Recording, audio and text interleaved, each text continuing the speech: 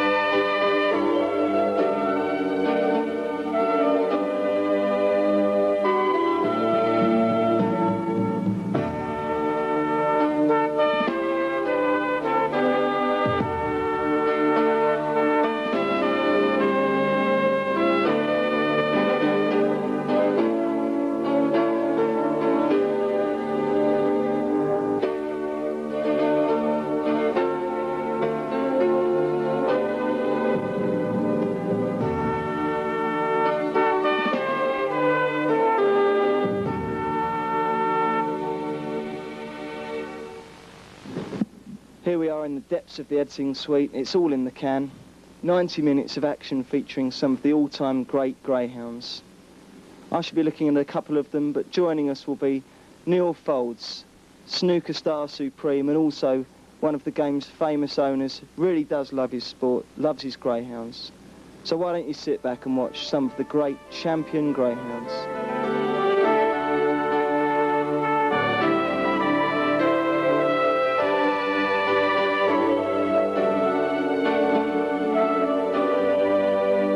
We start off with Mick the Miller, who many people feel was the greatest greyhound of all time.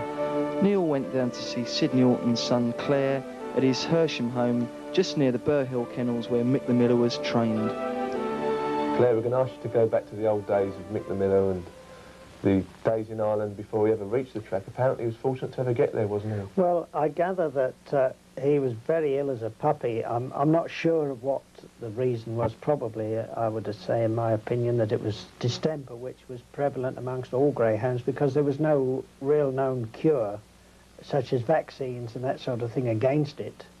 And I would imagine that that was the reason for it. And I gather that, like a lot of litters, they got this disease, and it was just question the strongest and the fittest to survive. And having known Mick the Miller and seen him, I'm sure that he was a strong animal, and that's why he survived the illness. It's then, of course, he started racing on the Irish tracks, and had a great record over there. 15 out of 20 races or something of that nature. And then, of course, he was brought over to run in the English Derby. And apparently he was sold, wasn't he, on the terraces at White City, I read? Yes, he was sold to an Albert Williams, a bookmaker, during the running of the Derby, I believe, but he wasn't transferred until afterwards because he was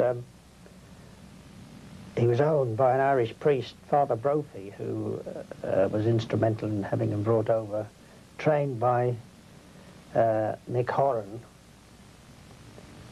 And of course 800 guineas would have been a lot of money in that well, day. it was a lot of money. I suppose it'd be equivalent to what? It would have put him in the £20,000 bracket these days. I think at least that, yeah. And he certainly was a great greyhound. And of course, after the first time he won the English Derby, that's the point which he was transferred to your father's kennels. Yes. Well, I think he ran once or twice more, and it was towards the end of the season.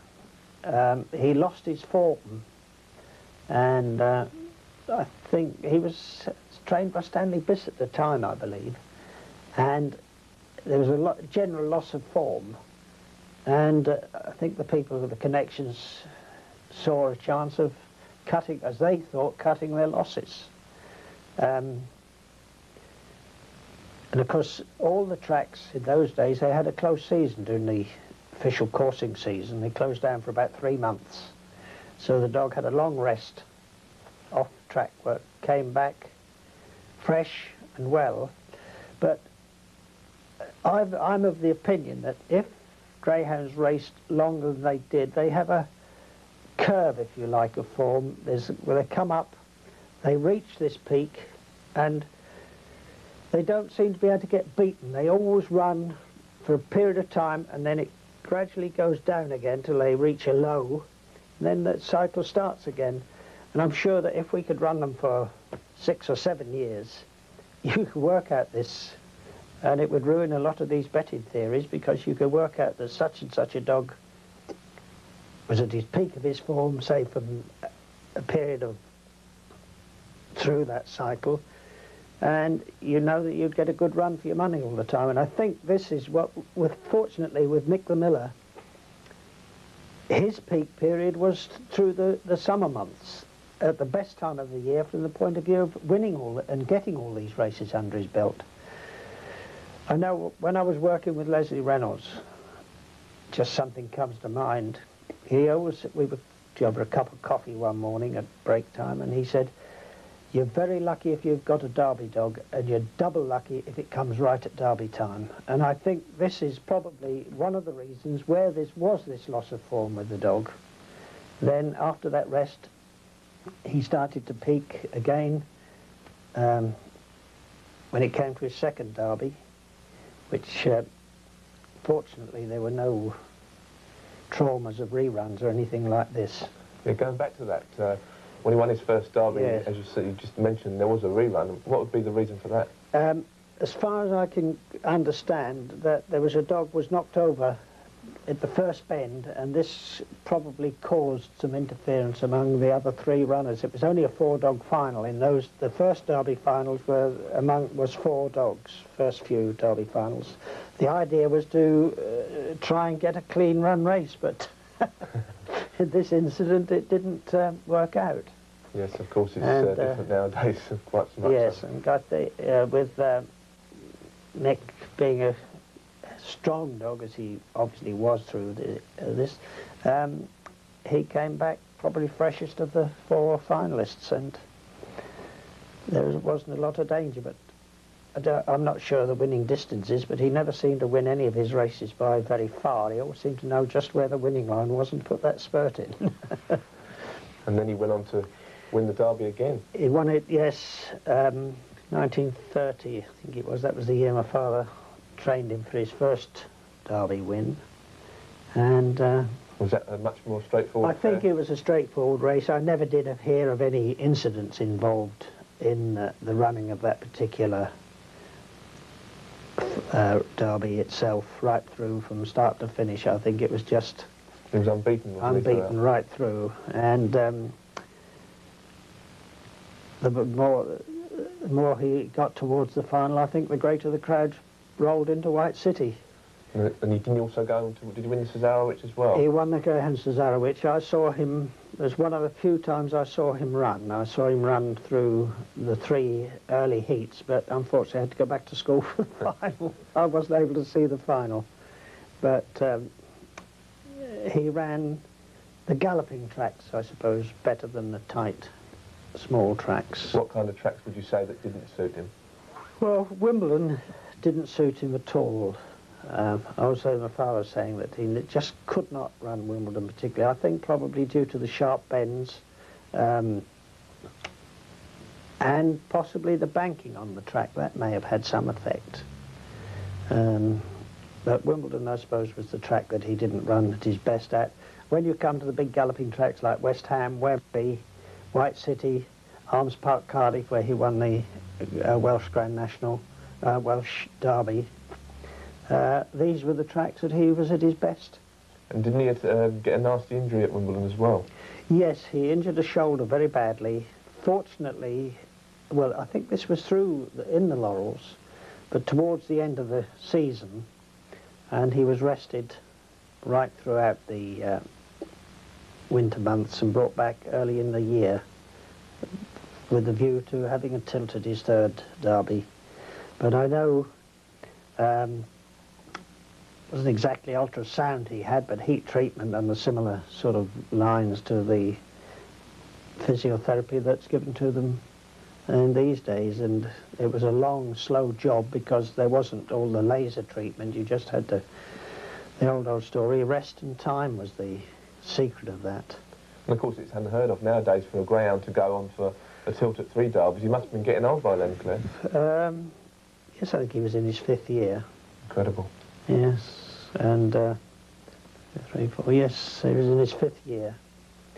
And he was running as well then as he was in the earlier derbies.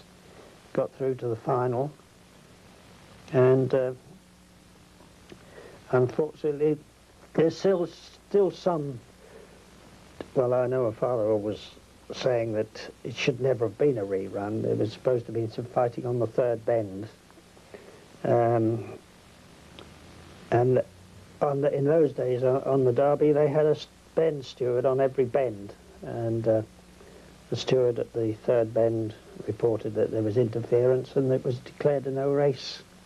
Because in these days, of course, it wouldn't have happened in that respect. It would have just been first past the post, which would have been in Mick's favour. And so it was rerun. It was rerun, and there was a lot of debate and argument as whether Mick should run again in the final. Being 5 years old, it was thought he was too old to run the second time, but the chief of police in charge of the security at White City said to the connections, that the father included, that he wouldn't be responsible for the crowd's actions if the dog didn't run. So he still had a lot of followers who maybe put a few quid on him. Yes. There was a fact that, you know, they wanted to see the dog run, and he was such a popular greyhound, and he was Mick, and everybody knew him. And they just wanted to see him and hoped that he could pull off what was proved to be the impossible by winning 3 greyhound derbies. So the task of a greyhound approaching his 5th birthday, going for it again, proved maybe too much? Well, I think it did. I mean, it's like asking an older athlete to compete in a 2nd Olympic final, isn't it? You know, against a younger man who perhaps isn't quite the class, but has got the greater powers of recovery. And this was the secret, or the trouble behind poor old Mick. He couldn't recover as quickly as the younger greyhounds did. I mean, you imagine they put a greyhound, you can't say to him, take things easily, just qualify. They put everything they've got into their running, and I think that was the reason that he just couldn't recover as quickly as the others had done so. Here we have the trainer's trophy that was won by your father, Claire, during the 2nd derby win. Yes. And of course, not only won 5 classics, he went on and held a sequence of 19 wins, which held for over 40 years. Fantastic achievement. It was a wonderful achievement for the length of time, and of course there wasn't the same amount of racing in those days as there is today, which took a longer period. I think it started in the March of that year, and it only finished in the first round of the Laurels in the August time, when unfortunately the dog finished very seriously lame and was laid off again then until the spring, where he started off again and won his first 4 or 5 races after the injury, which would have made a even better sequence. But he was very, very lame, and it was a long time before they even got the dog fit to gallop, never mind race again. Of course, that sequence in the middle of it was the derby, which yes, was a fantastic achievement to run a sequence up to a classic. Well, it is. And I think it also included the Welsh Derby, which, though not recognised in classic status, was more or less the equivalent of a classic race. Claire, you've been in greyhound racing for many, many years. Can anything compare to the great Mick The Miller? I don't think they would. There's been a lot of popular greyhounds, well-known greyhounds, but he had a charisma of his own, if you like. He seemed to know exactly what he was about, almost though he played to the crowd. And another thing with his popularity was that he belonged to a society beauty, if you like, Mrs. Kempton, and all the popular magazines, London Illustrated, the Vogue and all those, used it, and the Greyhound, of course, he got publicity of untold quantity and amount that, unfortunately, with the lack of coverage today, that none of these really good greyhounds get. And the sort of thing that when he was on his last legs, when he was dying of old age, there were bulletins in the press every day reporting how he was getting on and that it wouldn't be long. And I think the coverage he got was almost as much as the late king in that particular, George V got. And he was, in my opinion, on his own as regards to popularity, and there'd been other good greyhounds and probably as good as he was over the time, but you can't compare old champions to the new champions. And wherever you go, and you mention greyhound racing and mention Mick the Miller, people have heard of him, but mention any of the other greyhound champions and people don't. They look at you gone out half the time.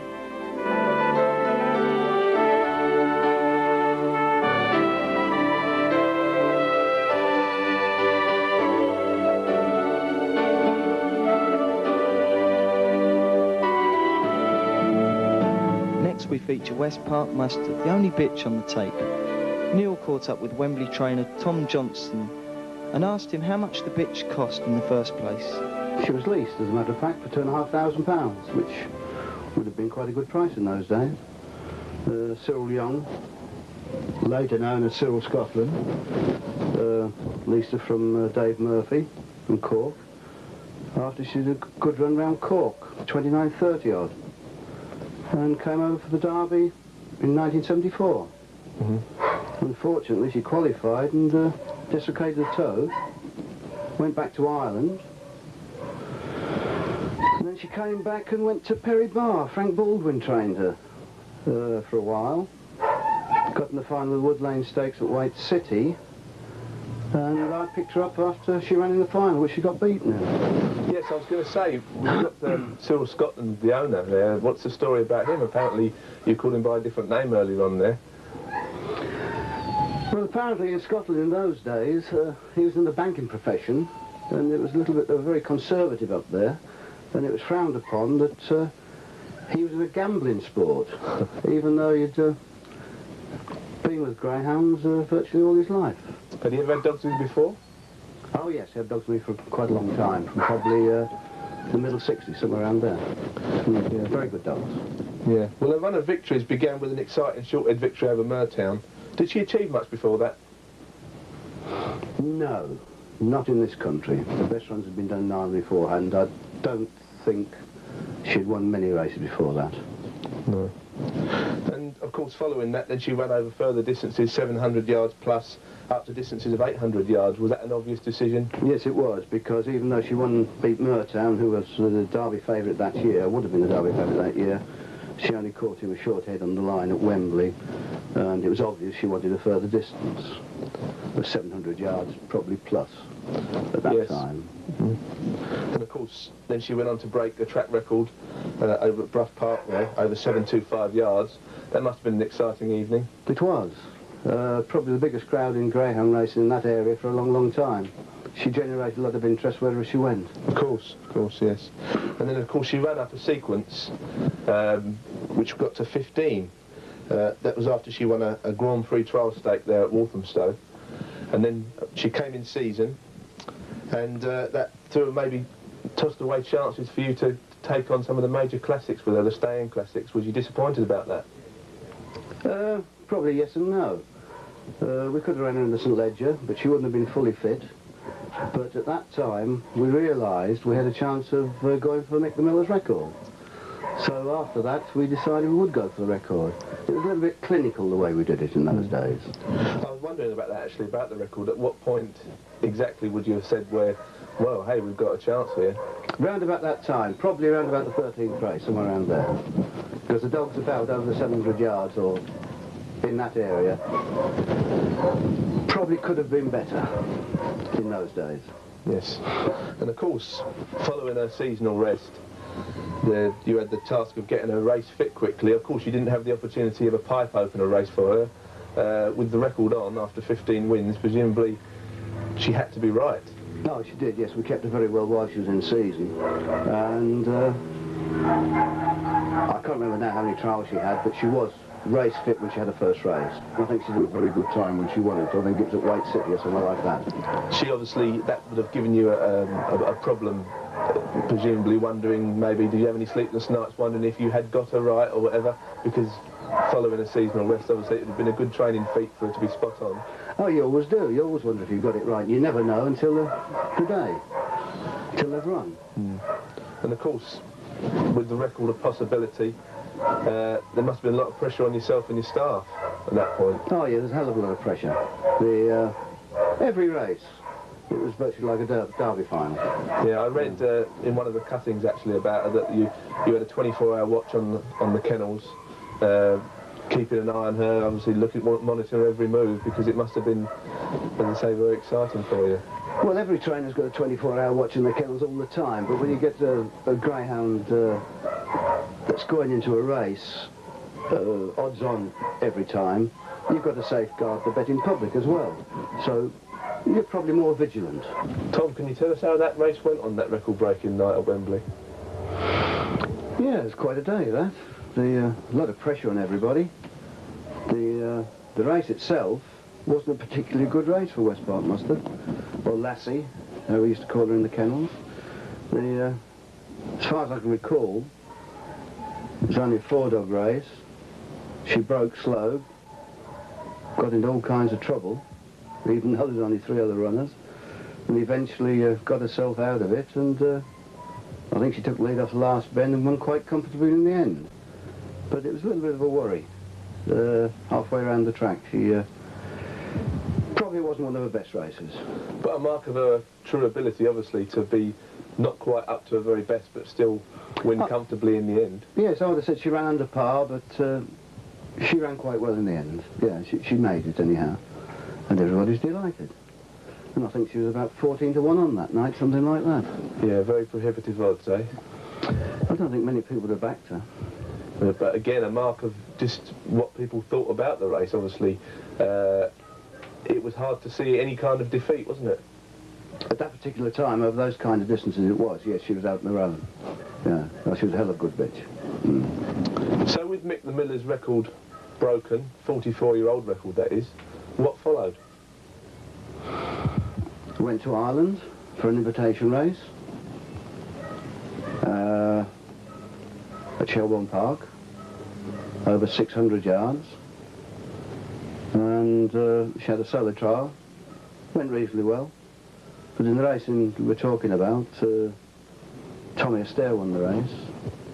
She got a bump on the first bend, and unfortunately came off lane, finished 3rd, and that was more or less the end of well, it was the end of the record-breaking sequence. And then unfortunately she came back and she went very sick and was off probably 3 months or more, something like that.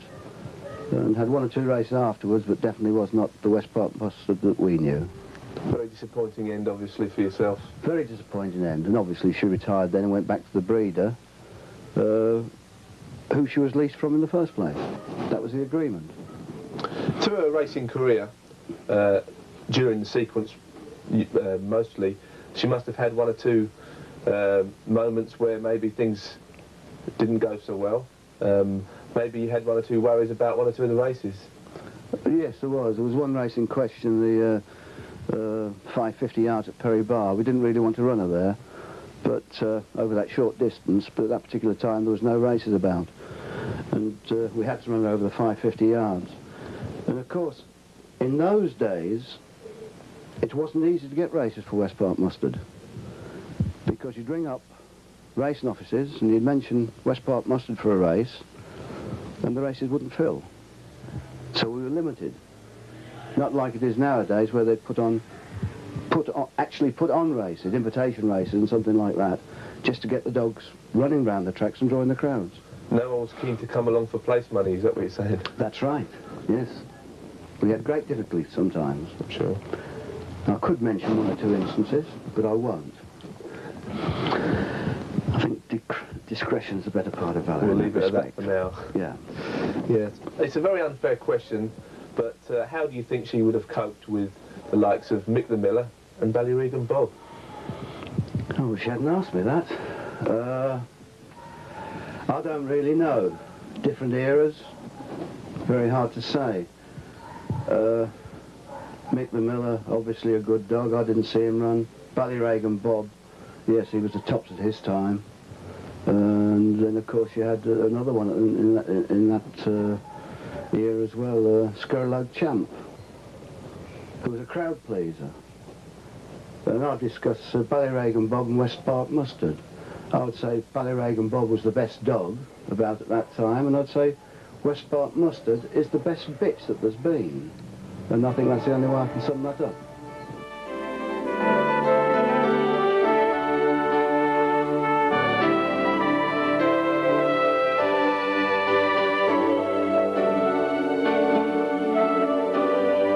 An all-time favourite of everybody was Scurlogue Champ, an incomparable record and amazing style of running. We lead off by seeing him in front of a big crowd at Wimbledon Stadium. It's Derby night 1985.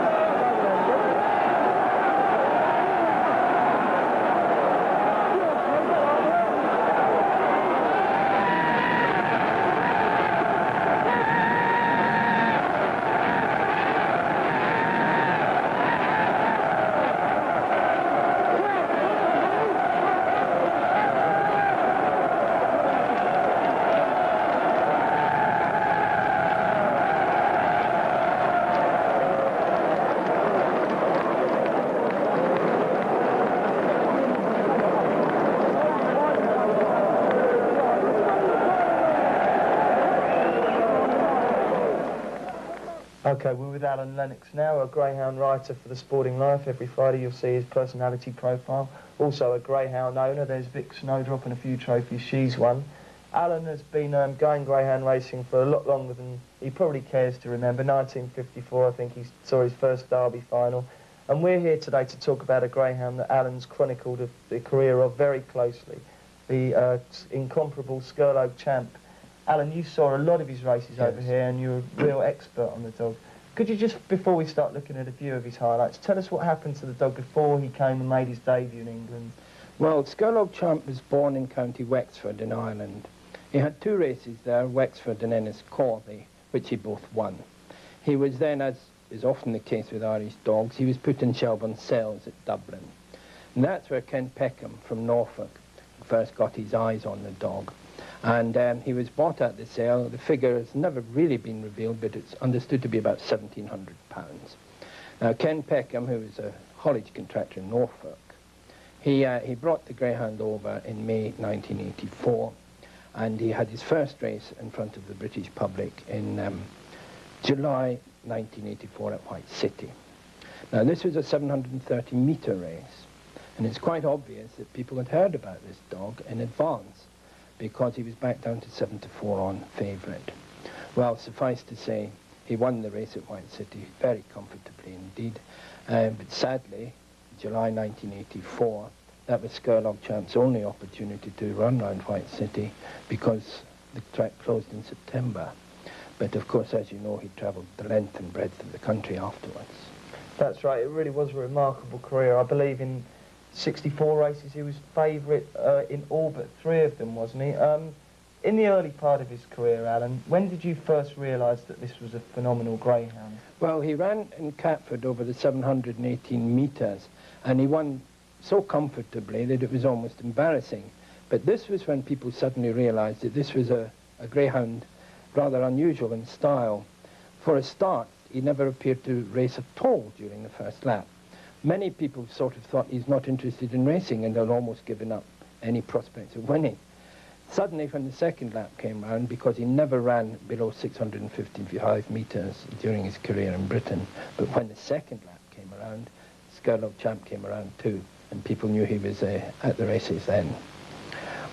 What about the early highlights? I mean, which races can you remember in particular, apart from that Catford event? Well, in May 1985, he ran round Wembley, and it was a most extraordinary race of 710 metres, and this was one of his real dropping out exercises. I think there is photographic evidence of him actually being about 2 bends behind Glenfort Champ. Well, he came round and he won the race in due course, and behind him on that day was Jet Circle, who went on to win the St. Leger that year. So this was the class of the dog. He just didn't run for 1 lap, but ran like blazes for the second lap.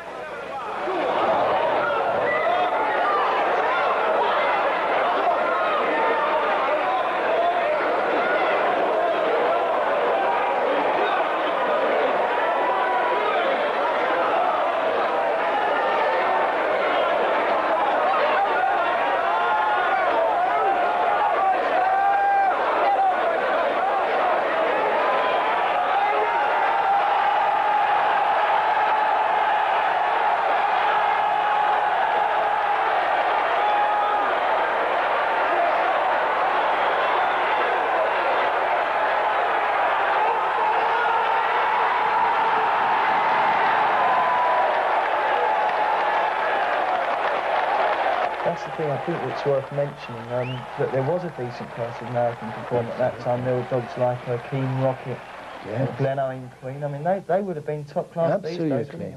Well, the first greyhound that Scurlogue Champ beat in that 730-metre race at White City was Louise, Gaskins' great greyhound. She was a wonderful bitch, and he beat her, giving her half a lap start. Well, giving her 20-length start anyway. He quickly became a people's champion in the same sort of way that Alex Higgins in snooker. Absolutely, yes. I mean, they loved him. Ballyregan Bob, we'll talk about later, was the kind of Rolls Royce, wasn't he? But he was a real... That's right.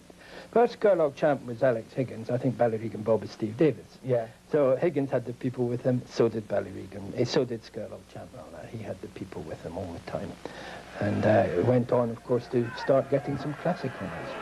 He won the 1985 Cesarewitch. There was a small technicality there. The dog required, I think, some treatment from another trainer in the region where Ken Peckham had his kennels, George Drake. And I think from a technicality that the Walmsley brother Cesarewitch that was the first classic that Scurlogue Champ won. I think that was trained by George Drake rather than Ken Peckham. That's right, the history books will show that. That's correct. You may sort of look through and think, well, that's got to be a misprint, but yeah. Technical misprint. And then, of course, the success story continued, and he started running up some sequence, didn't he, Alan? He did. Tell us about that sequence and then how it came to a rather unseemly end. Well, as we know, that the record sequence initially in greyhound racing were the 19 races that Mick The Miller set in the 1930s. Then in 1974, Westpark Mustard came along to beat that record. And we were all wondering, when was this going to go? 1 or 2 people have had a go at it since, Lucky High there in the 60s. But suddenly we had Scurlogue Champ really doing the business. But it wasn't so much as the winning, it was the manner of the winning. And any time he was running, you knew you were in for a bit of a thrill, and that's what put the people through the gates. And, you know, more and more people were turning up just to see, sometimes to see him getting beat, but often to see him if he really could give 20 lengths and 30 lengths start to greyhounds of the class he was always competing against. Well, he was on a nice roll of 16 in July 85, when unfortunately all came unstuck. He went to Peterborough, I was there, and in this open he stopped racing, it must be said, after about 150 metres. He didn't go clear from the second bend. There's been a lot of discussion about that race since, but suffice to say that Scurlogue Champ was reported lame soon afterwards and had a small spell off the track, and the race went to Sneaky Liberty. Again, winner, but you know, the villain or the villainess of the piece because she had broken and interrupted a great possible record that Scurlogue Champ was going for. Absolutely, but of course Scurlogue was always expertly and diligently handled by Ken and Pat Peckham, wasn't he? And they brought him back just as good as ever, really. Oh, yes. I mean, we saw him win on Derby Night 85 in his typical fashion, one of the supporting races, I think 8 metres. And Pat Peckham, of course, she was the parader for the dog. I don't think she'd let him out of her sight, really. And what we then found was we were all looking for a repeat performance in the Durand Marathon in 1986. That was a great year. Tico won the Derby that year. Wimbledon, of course, second year of Wimbledon Greyhound Derbies. And Scurlogue did his usual business. I mean, third bend, I think my race card on the night reads, dropped out third, no chance in inverted commas. That's the sort of comment that's on quite a few of my race cards for Scurlogue Champ. Well, off we went. Suddenly there's at least 15 lengths between him and Covenham last round, the last two bends. But this was one that Scurlogue Champ didn't win.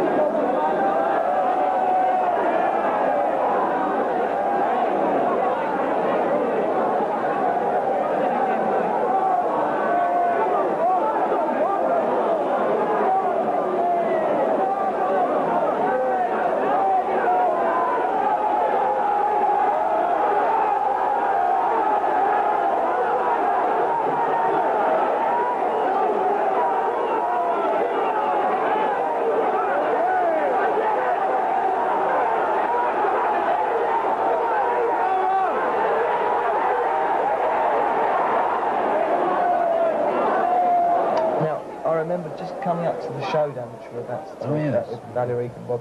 I believe he was in some sort of decent form before that, wasn't he? That's right.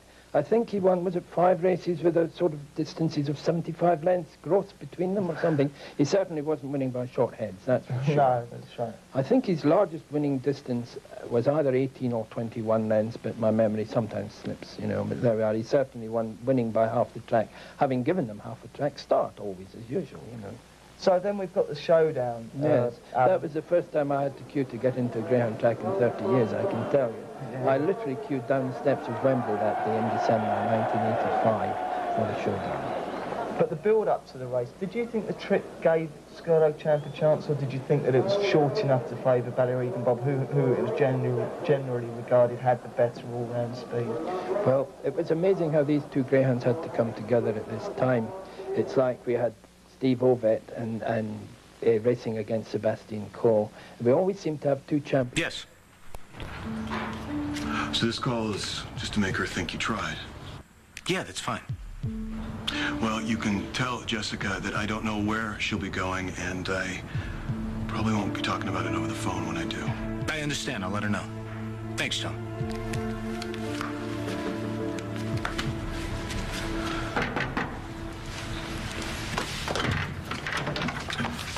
Johnny boy, looking sharp. What's happening?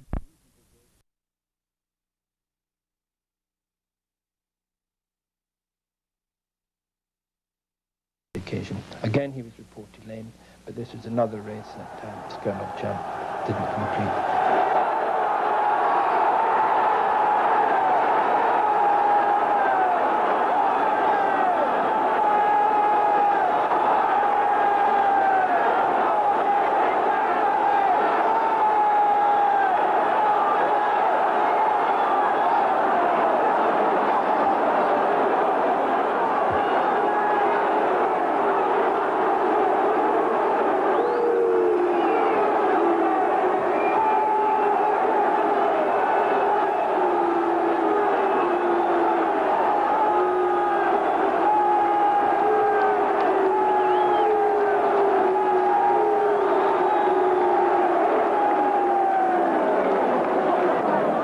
That showdown was a bit of an anticlimax, but that wasn't the end for Scurlogue, was it? Oh no, I mean we're used to anticlimaxes in sport, but after that he had another 13 races and quietly got on with winning 11 of them.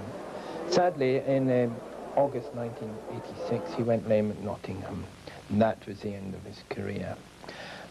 We're all looking forward then, of course, to some sort of stud career from Scurlogue Champ, but that wasn't to be, was it? No, that's right. We'll never see his like again, A, because there can never be another Scurlogue Champ, but sadly, he's proved to be infertile at stud, and even now, 6, 7 years later, he's yet to throw a pup. So his business now these days is just basically public appearances and that kind of thing? That's right. I think his greyhound racing's answered to Red Rum.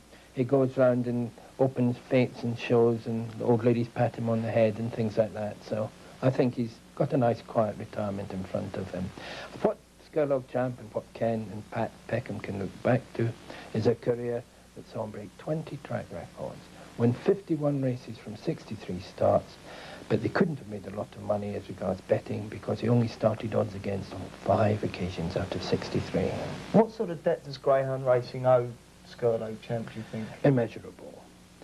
In the 1980s, greyhound racing wasn't exactly at the peak of its 60-year career, really, 60-year history. We needed a shot in the arm.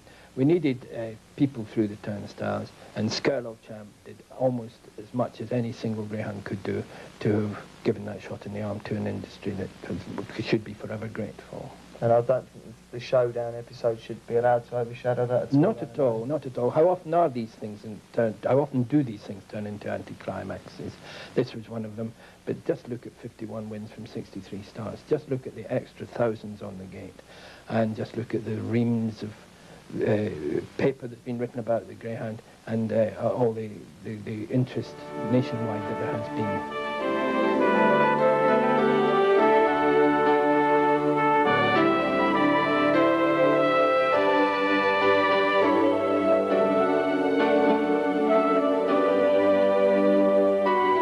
Incredibly, just a year after Scurlogue Champ was born, along came Ballyregan Bob, a dog with a phenomenal, outstanding record. They say he had blue blood coursing through his veins, but when he needed to, he could fight from the back as well. And here we see him in the Essex Vars at Romford doing just that.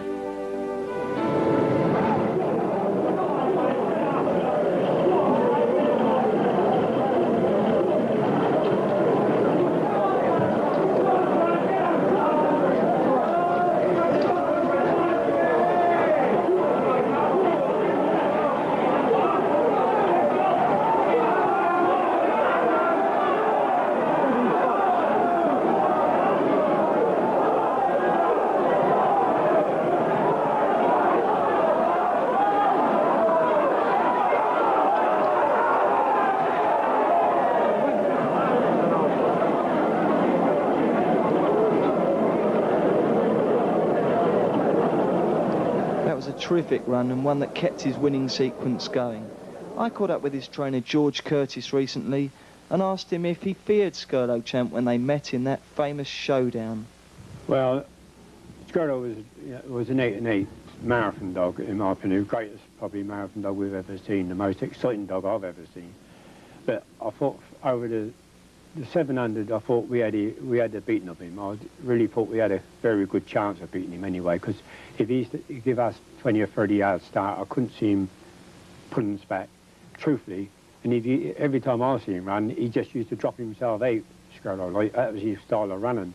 And that's what excited people so much. I mean, he could be 20, 30, even 40 yards, but you thought he'd gone lame. And all of a sudden he changed gear and he went through the field, and this is what made him so popular. And he was the people's champion, no doubt about it. But Bob, to me, like, he could do fantastic times over the short trip. I mean, 29.63 at Brighton and 67 in the same week. He was such a fast dog, I thought he'd be a mile in front. And I thought, you know, we had a very, very good chance. All you had to do was get out, keep clear. If he got in trouble, it's a different story. But if we could get in front, I didn't think Scurlogue could beat him. At what sort of trip do you think possibly it would have started levelling itself off? After 800. After 800, I think Bob would have been coming back, and he would have been going twice as fast. As it happens, of course, obviously Scurlogue did go lame. It must have been a great disappointment for you that the full result, or the proper result, wasn't seen to be done. It was, you know, I was there, and I was shocked. I mean, the first thing that went through my mind, they're going to stop the air. But I think it's Miss Dixon, Ted Dixon's daughter jumped on the track, and really, I mean, I've got her to thank for us doing what he'd done, because there'd have been no races, she hadn't picked him up.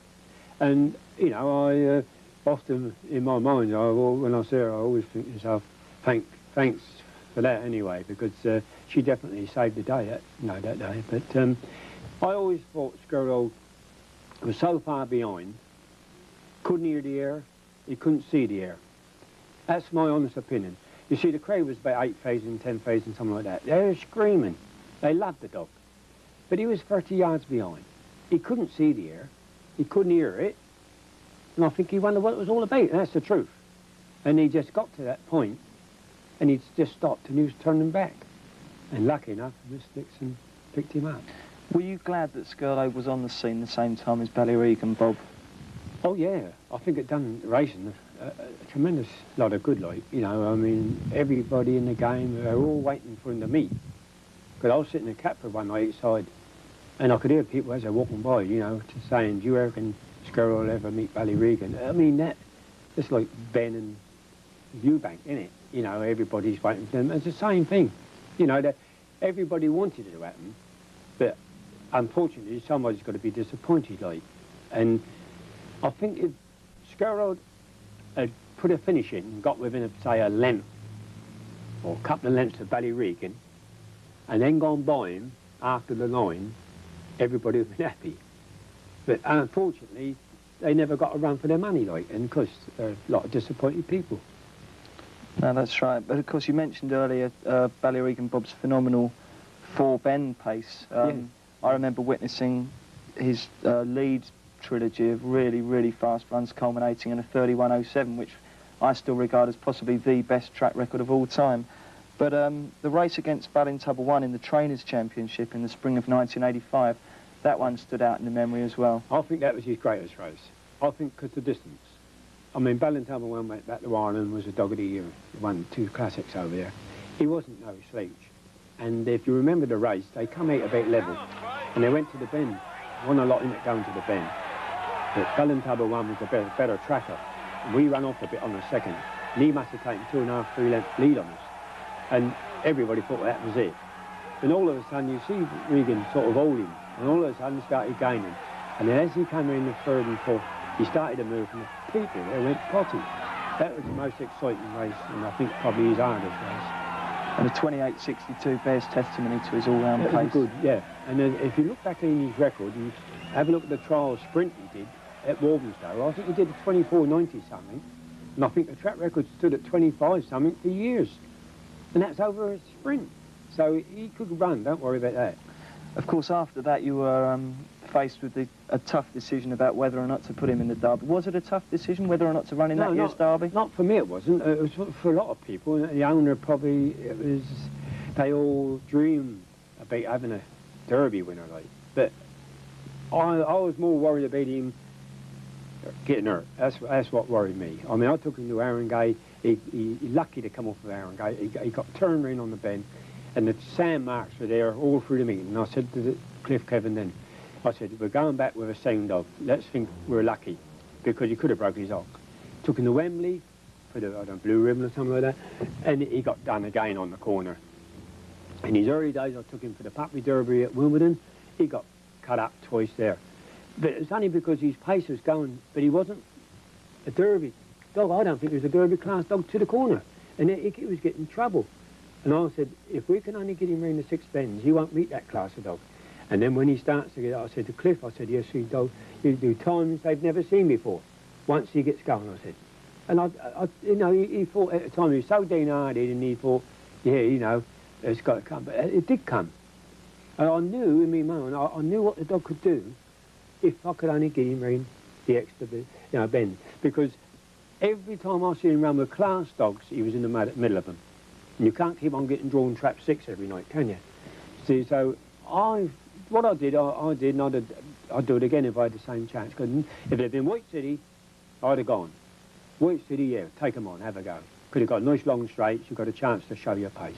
Wimbledon's a bit tight, you know, and I'll never regret it, no, never. Well, history's proved you to be correct, of course, and presumably you had the St Ledger of that year on your mind quite early on anyway, didn't you? Right, I did. Tell us about the campaign there, because he won his first 2 rounds very, very easily, and he was on a roll. He was a big-name dog by now. And the semi-final against, when he beat Evening Light, tell us about that race, because that was a bit special, wasn't it? Yeah, well, you say he got a good run. The dog got a good run, and everything went right for him. I think he went around about 39.47. I don't know, something near enough. Was that the time? That was the quarter-final, 39.46. He did the clock then. Yeah. And then in the semi? Oh, in the semi is when he got hurt. Yeah, that's right, yeah. He went over the back of the dog inside of him, and he went over the back. He had to jump the dog, and when he come off the track, he had his old wrist was all swollen up, and there was no way we could ever run him. For Cliff, we were living in hopes to win the Ledger, like, and everything was going lovely until that happened. And as I say, when I had to tell him, I said, there's no way he can run. He can up the bottom end of it, but unfortunately, there was nothing I could do about it, But that was one of the biggest blows I've probably had. Presumably, alas, the dog wouldn't have even got in the first 3 in that race. No, to do what he did, like, I mean, if you'd have seen him when he came off the track, how he ever got up there to win, I don't know. I just don't know. When you kind of weigh it up, I mean, he's had some close calls, like, at Romford, he just got up on the line to start it off with, and then you say, to go lame and give those dogs that start, if you see the video, I expect you'll see it, and he gave them quite a long start, and then he picked them up. But if you watch that, in all these races, he used to fly away after the line. For that race, he couldn't go, because, I mean, it must have been playing him, like, Well, after 3 months, he came back, and I think he won his next 7 races, doing track records in 5 of them. So it was obvious he was back, wasn't it? And in actual fact, the race that equalled the British record, broke the British record, was the one after the showdown at Brighton, just to the back end of 1985. And he absolutely stuffed a brilliant dog in Trackman. Now, Trackman still holds the Catford 555 record. That's right. And that must really have given you a great deal of satisfaction. Yeah, it did. In front of our own crowd, it was wonderful, all your friends and that. And the people, when he used to start, they always would keep on saying, Bobby, Bobby. You could hear him on the video, But he had Isamars and same as Scurlogue, like, they were 2 great dogs. But for me, Ballyregan's the best 700-yard I've ever seen in my life. And that race where he broke the British record, did you have a sleepless night beforehand, or were you confident he'd do the business? Well, the only thing that worries you, truthfully, is can he keep out of trouble? That is the truth. The only way I could see him get beat, I said, there's not a dog to beat him. It'd be bad luck. And that's not being whoever had him, whoever handled the dog, he was that good. And it was not just me, it was the dog.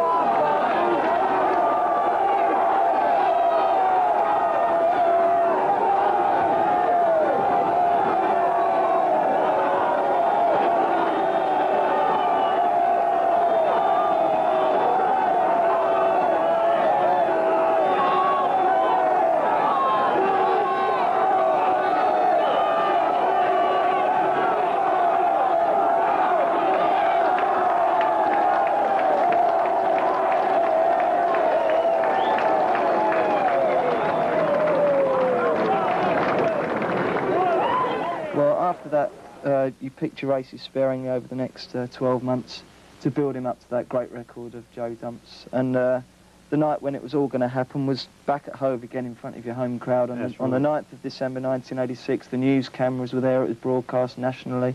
What were your feelings when you first saw the makeup of the race? When you first saw the quality of opponents, did you bother to study it carefully, or did you worry that maybe there'd be a rising young stayer in there? Or? Well, not really. I mean, I thought, as we came closer to it, like, I think we didn't have the opposition, truthfully. We never had the opposition at the last 4 races. I don't think we had the opposition we had early on. But, I mean, that was nothing to do with us. I mean, we just went for the races, and we had to take whatever came. And I think I had a bitch in the final one. Our own bitch finished second to him. I think about 9 lengths behind him. That was Swift Breeze. Swift Breeze, you see. Jane Hicks's breed again. And I think she had another one in there too.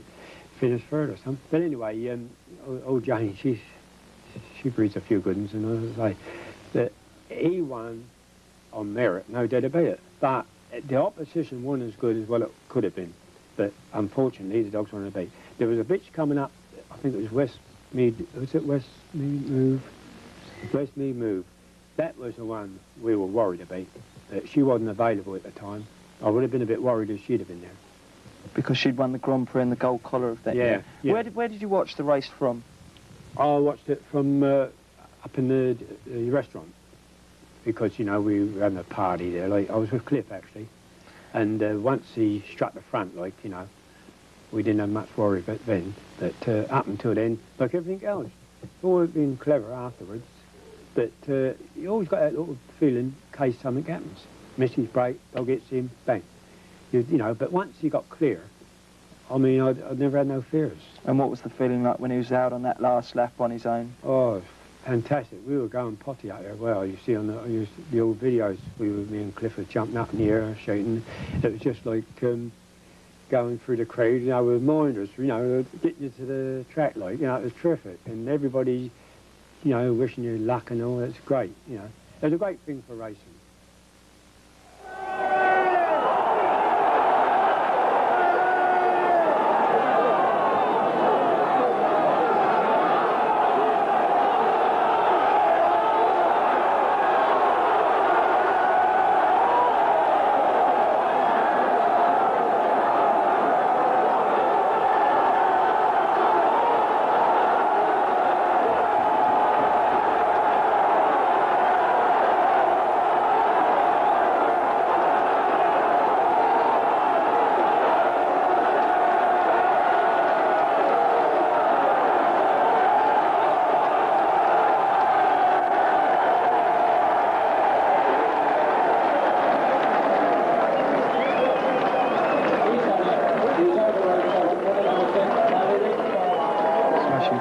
I mean, that record hasn't been beaten yet, but one came close, Ravage again, didn't he? What did you think of him? Well, he's a fantastic sprinter. I thought, truthfully, if you said to me which is the hardest, I would have said the hardest is doing it, sprinting doing it.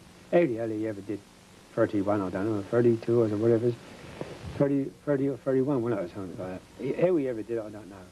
Because it must be harder. You can't blink your eye in a sprint. I mean, you know, you've only got to miss your break and you're in trouble. How he ever did it, I don't know. And when they told me he was going to break it, I thought it was impossible. But he got near enough to it, I tell you. You saw him, I presume, when he ran at the Hove in the wing spares? Brilliant dog. Tremendous pace. And what about, you were telling me one earlier about a dog in the 30s, Ballyregan Moon? Ballyregan Moon was probably one of the greatest greyhounds ever to race on a track. I mean, Sydney Alton trained him. And it was during the war years, and you only raced once a week. And Ballyregan Moon got beat by Laughing Lackey at White City by a neck to stop him winning 23 on the trot. He'd have won 23 races on the trot if he got beat, you know, and he went on to win another 7 afterwards. He'd have had 23 on the trot, and he ran mostly over sprints, you know, up to 500s. He probably 550 was too far for him, 525 was enough. I think he won the greatest greyhounds ever to race, Ballyregan Moon. And what about the record now? Do you think it's safe, or do you worry about it going? Well, I think it's pretty safe. I mean, Joe Duncan, they tell me, I don't know if it's true, but like they don't have the open races. It's more or less there's Grady races in America, and that's the difference. They could, you know, put a dog on in the same more or less grades every night, I suppose, if they wanted to.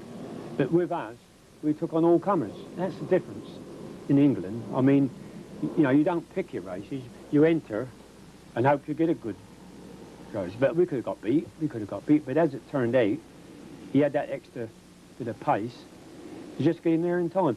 I think John Coleman, if you was talking to him, he said when he ran it in the Essex Bars, I think in his first ring, when he got up to win on the line, on the line, he just managed to beat a dog from up the north somewhere. And in racing, he was heard to say, no more about win, I don't think you'll qualify.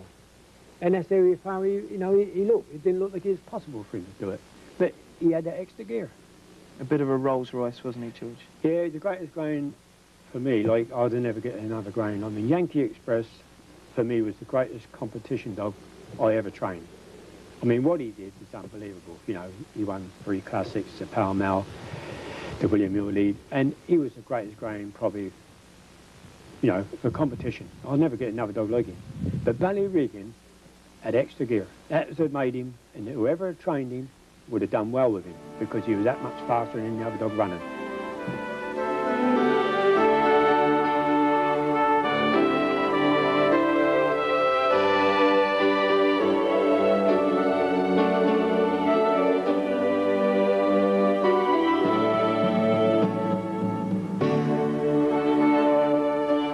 They said Ballyregan Bob's world record would stay forever, but along came a sprinter from Scotland called Ravage again, who came so close to breaking it.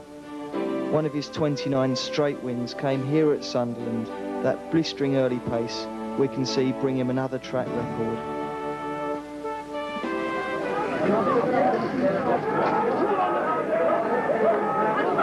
Scottish-based father and son Willie and Graham Frew handled the dog for most of his career, but Ravage again did have a spell down south where he took on some of the best dogs around. He was handled by Terry Dartnell, and Neil caught up with Terry at Wembley and asked him when he first heard about the dog. Well, all I knew is that the dog was some sort of sprint type of greyhound. My very good friend Willie Frew trained the dog in Scotland, and he'd run up a smashing sequence, and I was always eager to see the results in the paper to see how was Willie doing with this Ravage again dog. I knew he'd built up a sequence of 10, 11, and so it went on and went on. Now all of a sudden he reached 22 straight wins. And just before the 22nd straight win, Willie Frew had rung me up and said, well look, this dog's got to be proving himself down south, so there's a race coming out called the Edrington Sprint. Would you be prepared to take the dog on? Would you take the dog on and train the dog for the Edrington Sprint? And being he's been a pal of mine for over 20 years, I said, well, Willie, it's not a problem. Just whenever you want to bring the dog down, bring him down, and we'll just work away. So he gave me, I think it was about 6 weeks' grace. He brought the dog down, and we let the dog settle, and we did this and we did that, and everything was fine. And the owners were quite happy for the dog to be with me. And we took him to Hove for a sprint trial, his first trial with me. And he got the first corner, and he checked badly whether it was actually where the grass goes to sand, but my young son was with me, and we kennelled the dog up, and there's a play park just to the right of the first bend, the first sprint bend, and my son happened to get on the swings, and he was swinging on the swings, and the swings were squeaking badly, very badly. I mean, my son's actually deaf in one ear, and he could hear him squeaking so badly, so now I know they must be squeaking badly. Well, as the dog got the first corner, he checked badly. So on the way home, I said to my son, I said, well, it could have been the grass to sand. He said, it could have been the squeaky swings, Dad. And he was right, it could have been the squeaky. Anyway, we went back there the following week. As luck would have it, it was his second trial round then. And now they'd all the swings. Whether they all the swings or that he just went from turf to sand just perfectly this time, he went round okay. And then he got in the first round heat, which he won and did the track record, and then he got in the semi-final and he did the track record, and he did the same in the final, which was nice. But there was no problem as far as taking the dog on from Willie Frew.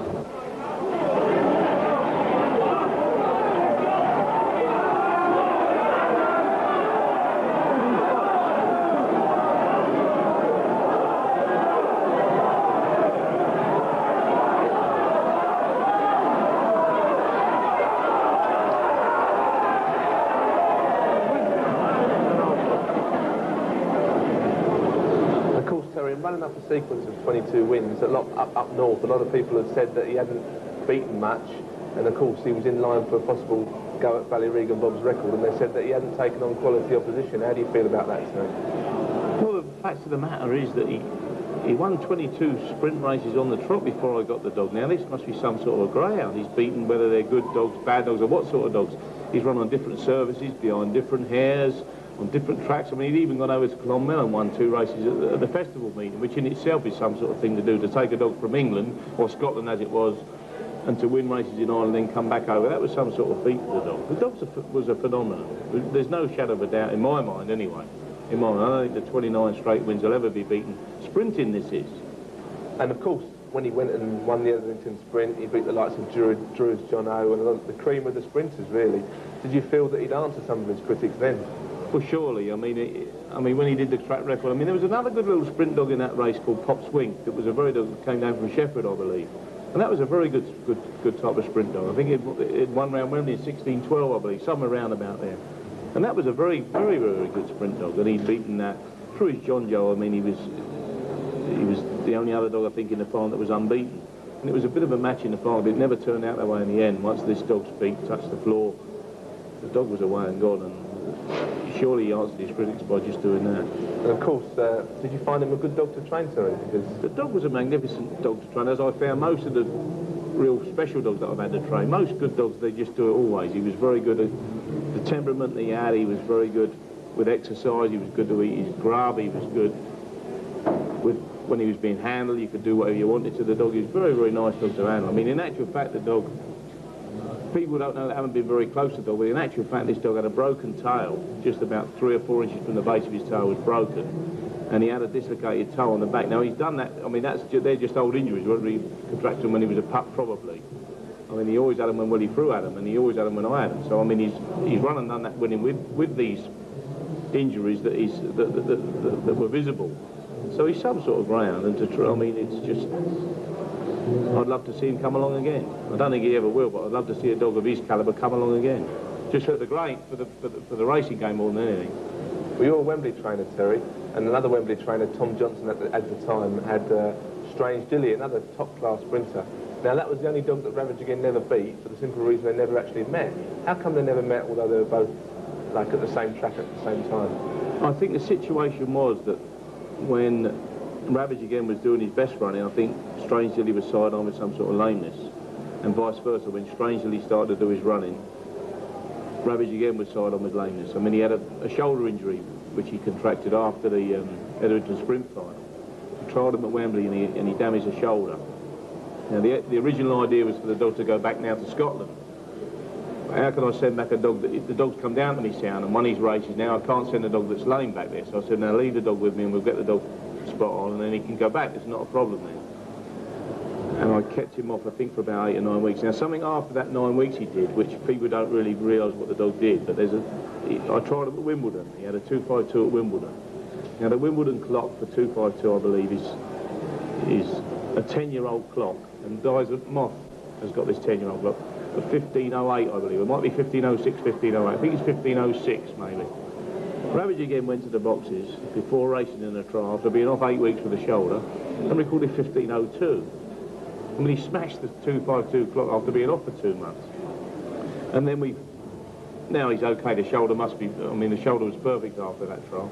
So we gave him another couple of runs. He won at Swindon, I think, and he won at Hall Green. And then it was only fair for the dog to go back where he came from, because that was always in the original deal, that Willie would send the dog to me, for me to run him through the Edmonton Sprint, and then he goes straight back to Scotland. How did you feel about the dog going up north? Did you feel that, you know, you'd have liked to have took the dog past Ballyregan Bob's record yourself, or did you feel it was the right thing? No, I think that Willie Frew had won 22 on the bounce. I think it was just right that he should have the dog back to do the thing. I mean, the dog was Scottish owned, and he'd done most of his runs in Scotland. It was only right that the dog should try and attempt the record up in Scotland. I thought that was just right that the dog should go back. And of course, the dog went to 29 wins and finally was beaten. You must have been particularly disappointed, even though he didn't actually train the dog then, to see the dog lose under those circumstances, that close to the record. Well, I was for Willie's sake, because he's a great ambassador for the game, and Willie was great with the dog. He was great for the dog, great for the game, but I think there might have been some politics involved whereby the dog maybe should have gone to Shawfield rather than Carroll. But I don't know. I think maybe the distance was a bit short for him. I think he probably wanted the long straights at Shawfield. I don't know. I mean, the point of it is the dog still won 29 straight sprint wins, which I think will never ever be better. Not in this club. Not in my lifetime. I wouldn't have thought anyway. And of course, following his defeat, he was retired. Do you think that was the right decision, Terry? Well, there was not really any other way to go. He's proved himself down south. He's 29 straight wins. He wasn't getting any younger. So to be fair, I think that was definitely the wisest and the right decision. And I think now, even as we sit, I think the first pup of his is won tonight at Wembley. We're at Wembley this evening. I think the first pup of his is won tonight. A Ravage again pup, and I think he ran ever so well. You probably witnessed that he showed a lot of early pace and was just gone down the corner and very, very game and genuine. I think he'll stand for himself. He's bred ever so well. I think he's bred out of Tico, and his mother, I think, was a sister of the stranger from Indy Rose. It's good sprinting breeding. Very, very, very, very good. But if he just sends on his temperament, the dog, he's just got to send on his temperament and his pace, and I think he'll throw a hell of a lot of decent greyhounds.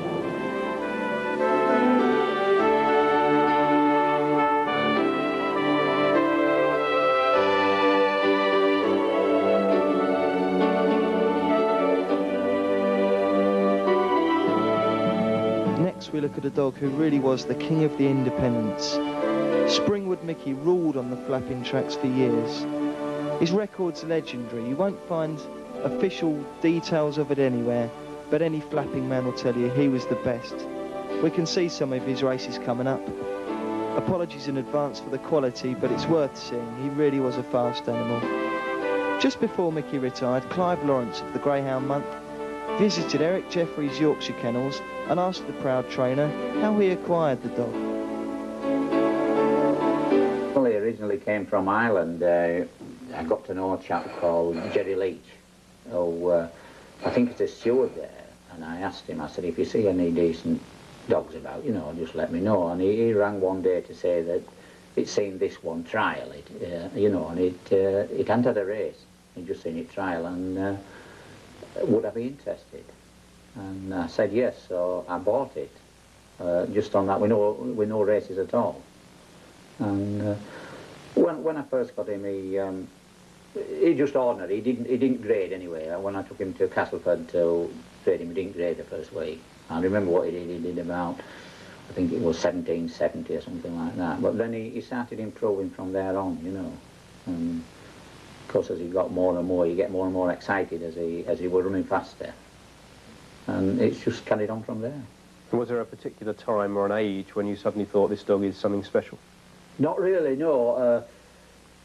But he just kept improving, and you win an open race and you think that's it, because I have travelled hundreds of miles and not won an open race, and then he was just winning everything that he went for, and you get excited then. And then I started keeping a check then on what he was doing and where he was winning. And he was breaking track records. I think, I don't know, I think he'll have broke or equalled over 23, I think it is now. Some will be his own, that he keeps breaking over and over again. But so, and he just carried on from there and from there on. And a somewhat confusing aspect of the independent circuit, the number of derbies that are held, they all seem to have their own derby each track. How many derbies has Mickey won, do you know? I wouldn't know, but I would think, 8 or 10, I would think. Yeah. Oh, they all have a derby. Every independent track has the derby. Generally sponsored by someone, you know. Same as the Whitwood was sponsored by Wapcol, and Ellesmere Port was oil company. They all have a sponsor. Which would you say is the most prestigious derby? Oh, Bolton. Bolton, no shadow of a doubt. I would say Bolton is as good as the English derby. And the dogs are as good. And what's Mickey's record in the Bolton derby? Well, he won the derby last year, and he injured himself coming out of the box in the semi-final this year. He won his heat in a good time at 30:05, and then he injured himself coming out in the semi-final. That's the one I would have liked to have won twice, more than anything, I would think. You know, because that is the derby.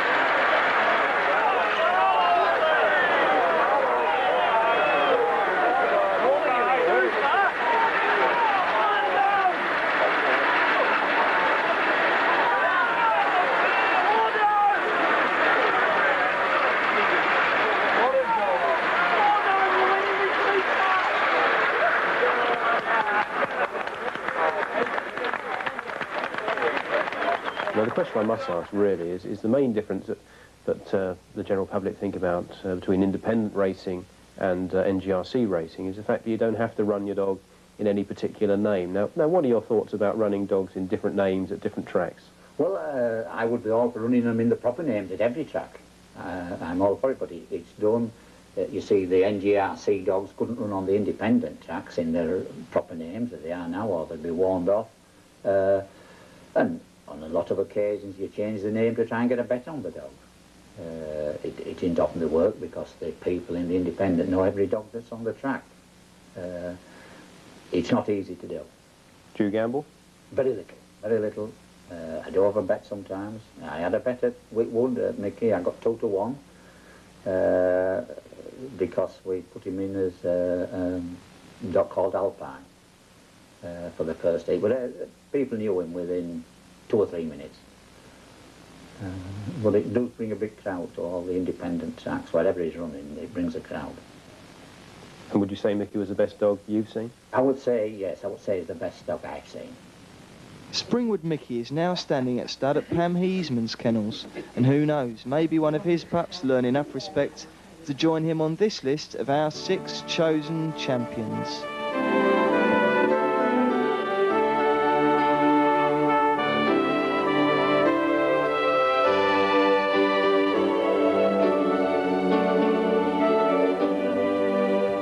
So there we have it. We've seen 6 of the best greyhounds ever to run in Britain, and I'm delighted that Bob Rose joined us to give us his assessment of that sextet.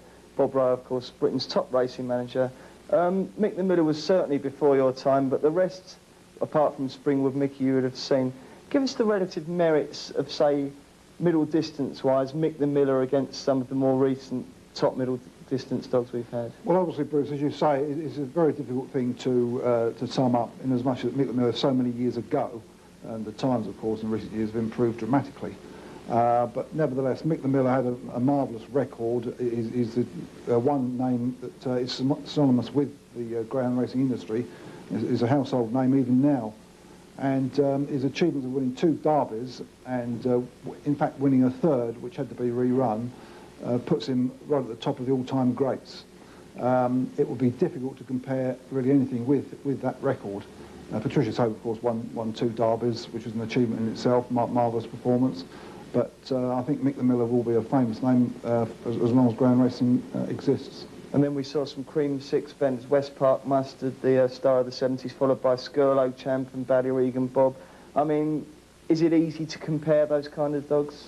For me, it's not easy, but I was very, very lucky in as much as I saw all of them run quite a few times. I feel that Westpark Mustard and Ballyregan Bon were very, very similar in class and style. It'd be very difficult to pick between the two. I've got a slight preference for Ballyregan Bon because he seemed to run quite a few more tracks than Westpark Mustard did, and I think the strength of the opposition might have been a little bit greater. But take nothing away from Westpark Mustard, who I believe, and this is from memory, won about 20 races on the trot. Her undoing was when she went for a match race to Shelbourne Park and was beaten by the Irish star of that time, Tommy Astaire. And I think but for going to Ireland and taking on Tommy Astaire over a distance which was short of a best, 600 yards, it could well be that she would have extended her record considerably more than that of 20. Ballyregan Bon, record speaks for itself. It's a marvellous, marvellous stayer. It was a great spectacle every time he raced, and he was a great crowd pleaser. You saw him, I believe, when he did his first ever 6-bend trial, didn't you? Yeah, I did, yeah. And you know, right from that time, and even before he tackled 6 bends for the first time, it was obvious that here was a champion over the long distance in the making, and that potential was realised very quickly. And what about that old scallywag crowd pleaser, Scurlogue Champ? Scurlogue Champ, in my view, was very enigmatic. He was a marvellous crowd pleaser, and he did a great deal for the industry. People come from near and far to watch Scurlogue Champ run, and it's a pity that we haven't got a few more Scurlogue Champs at the current time. It was a magnificent performer on his day, but there were one or two runs when he didn't show quite as much interest as he might have done, and was a little disappointing. But he won the TV trophy, of course, and the races that he did win, he was winning by large margins. And as I say, just to sort of reiterate, he was a great crowd pleaser. Two Bend sprinters rarely make the forefront and the headlines, but Ravage again was a dog that certainly did. And how would you put his 30 run unbeaten record into perspective? Well, I think that was, again, a marvellous achievement in as much as it was essentially over sprint distances. And we both know that if a ground makes the slightest mistake at the off in a sprint race, he's got very little time to put that error right. And so, for that reason alone, his performance of winning that many races in succession was a magnificent achievement. It was a little bit unfortunate, perhaps, that he didn't stay in the north, because there's a good chance, if he'd have been taken on the same type of opposition that he did in his earlier races, that he would have eclipsed the record. That's right. And then on to Springwood Mickey, who was the king of the independents. Of course, such a respected figure as yourself would never go near a flapping track. But do you think that there are top dogs out there among the independents that would challenge the likes of the top 4 Bend dogs on the NGRC circuit? Well, it's as far as I'm concerned, it's very much rumour. You hear stories from time to time about certain greyhounds that have taken the independent scene by storm. This, of course, was one of them, particularly in recent times. I would imagine that there are dogs that would take on the very best dogs of NGRC racing at certain times. But I think as a generalisation, the answer would be no. Although I was certainly too young to see Mick The Miller, there's no doubt the records show that Mick The Miller did for greyhound racing in the 30s what Scurlogue Champ and the Ballyregan Bobs of this world have done in the 1980s. So that must be said. As regards Springwood Mickey, well, it's a good few years since I went flapping, so I'll have to leave that to the Bolton boys and some others to tell about that. For me, though, Ballyregan Bob certainly was a charismatic dog if he didn't have the idiosyncrasies of Scurlogue Champ. As I said before, he's a Steve Davis of greyhound racing. You got what you expected from Ballyregan Bob, and you got a 32-win world record sequence. And what about Westpark Mustard, Alan? Well, the whole sport was waiting for her or someone to beat Mick The Miller's world record of 19, and she did that in October '74. A great bitch, a very popular bitch. It's questionable whether she would have been able to handle the Ballyregan Bobs and the Scurlogue Champs, but we can never do these sort of matches anymore, can we? And Ravage again? Well, that was a sprinter extraordinaire, because sprinters are meant to be lightning machines, and I happened to see him quite often. I saw him really show a clean pair of heels to the Derby favourite Druids, Jono, when my bitch fixed Snowdrop won the big Brent Walker puppy event down at Brighton. What Ravage again did, which most sprinters can't do, was he gave them a start and then beat them. I mean, most greyhounds that sprint round 2 bends are travelling within 3 metres of the traps. He wasn't travelling within 30 metres of the traps. Then he did it all.